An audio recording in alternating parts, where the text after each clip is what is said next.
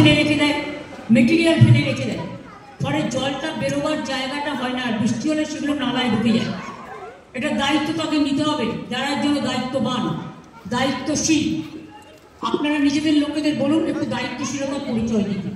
আমি এটা বলতাম না যদি আপনারা নিজেরা রাজনীতি না করতেন।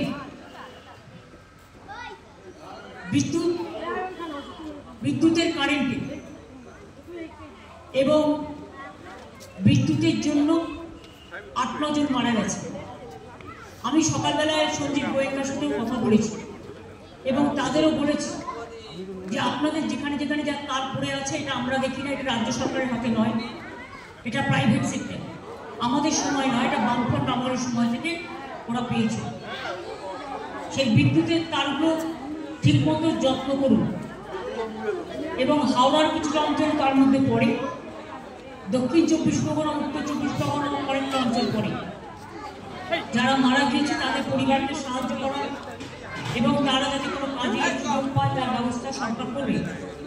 কিন্তু বিদ্যুৎ দপ্তর ও বিশেষ করে সিএস দপ্তর তাদের দায়িত্ব অস্বীকার করতে পারে না। তাদের 5 লক্ষ টাকা করে কম্পেনসেশন মিনিমাম ফ্যামিলিগুলোকে দেওয়া উচিত। যদিও মৃত্যু কোনো বিপদ হয় না, প্রায় 9 জন মারা গেছে ইলেকট্রিশিয়ানের। কলকাতায় মারা গেছেন 8 জন এবং গ্রামবাংলায় মারা গেছেন 2 জন। একজন বিষ্ণুপুরে আমতলায়, আর একজন মারা গিয়েছেন শাসনে, উত্তর 24 পরগনা। সুতরাং তাদের দায়িত্ব তারা পালন করবে, আমাদের দায়িত্ব আমরা পালন করবো। আমি এখনো বলছি টাকা পয়সা দিয়ে হয়নি। আর কলকাতায় যে 8 জন বিদ্যুতীকরণ হয়েছে তার মধ্যে একজন মোংলাহাটে, সে শেক্সপিয়ার সরণির একটা সিকিউরিটি গার্ড ছিল। আমরা সমস্তটাই খবর রেখেছি সকাল থেকে। এবং গঙ্গার জলটা যতক্ষণ হাই টাইডটা না কমছে, আবার যদি রাতে হাই টাইড হয় তাহলে একটু সতর্ক থাকতে হবে। তবে হাই টাইডটা আমার মনে হচ্ছে আগামীকাল থেকে সম্ভবত লো টাইড হতে পারে। এখন লো টাইড চলছে, কিন্তু আবার রাত্রের দিকে জলটা বাড়বে। আবার এই জন্য কালীঘাট সংলগ্ন অঞ্চল এবং তারপরে যদি বৃষ্টি হয় তাহলে সেটা আবার কিছুটা প্লাবন হবে। কিন্তু তারপরে লো টাইড যখন হবে, জল ধারণের ক্ষমতাটা বাড়বে, তখন আস্তে আস্তে জলগুলো পাম্প করে বের করে দেওয়া যাবে। আমি মেট্রো রেলকে রিকোয়েস্ট করব, আপনাদের রাজারহাট, নিউ টাউন, সল্টলেকে যত মেটেরিয়ালস পড়ে আছে আপনারা ড্রেনেজগুলোকে ক্লিয়ার করার চেষ্টা করুন, আর মেটেরিয়ালগুলোকে সরিয়ে রাখার চেষ্টা করুন, যাতে ওই অঞ্চলের নালাগুলো যাতে বন্ধ না হয়ে রাস্তায় জল জমে যায়। Please take care.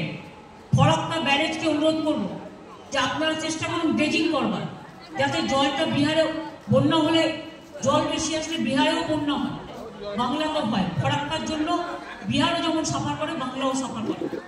এবার উত্তরপ্রদেশ থেকে শুরু করে, দেরাদুন থেকে শুরু করে, উত্তরাখণ্ড থেকে শুরু করে, বৈষ্ণুমাতার ওখান থেকে শুরু করে চারিদিক দিয়ে জল এসে পুরো বাংলাটা নৌকার মধ্যে এসে ঢুকেছে। সেই জন্যই প্রবলেমটা হয়েছে। কাজেই আমরা দুঃখিত এবং মর্মাহত যে এই দুর্যোগটা পুজোর সময় হচ্ছে বলে। আর এই সময়টা জেনারেলি পুজো হয় না, খুব কম সেপ্টেম্বর মাসে পুজো পড়ে। কিন্তু এটাকে চন্দ্র সূর্য করতে দিয়ে যারা পাজি তৈরি করেন তারা দিনক্ষণ তৈরি করেন, আমরা করি না। আর সব কিছু হাতে থাকলে মনে রাখবেন প্রকৃতি কখনো হাতে থাকে না, দুর্যোগও হাতে থাকে। প্রকৃতির একটা গ্লোবাল ক্যালামিটিস চলছে, শুধু আজকে ইন্ডিয়াতে নয়, সারা পৃথিবীতেও চলছে। সুতরাং সবাই ভালো করে পুজো করুন, কিন্তু সতর্কতা অবলম্বন করে। সতর্কতা মানে ভয় পাওয়ার নয়, সতর্কতা মানে যাতে ইলেকট্রিক